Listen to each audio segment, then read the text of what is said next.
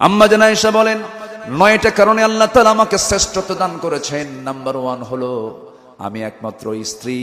রাসূল বলেছেন, শরীর খাবার যেমন শ্রেষ্ঠ খাবার, আমার স্ত্রীর মধ্যে সবচেয়ে শ্রেষ্ঠ স্ত্রী হচ্ছে আমার আয়েশা। জোরে কোন সুবহানাল্লাহ।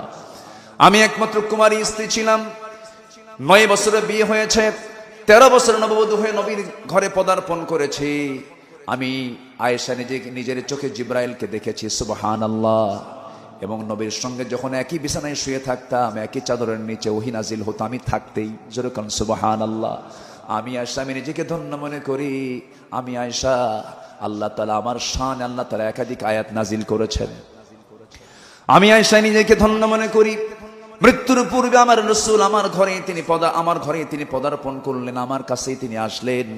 এসে বলছেন, আয়েশা প্রচন্ড মাথা ব্যথা হচ্ছে, মাথায় একটু পানি ঢেলে দাও। নবীজিকে আমার উরুতে মাথার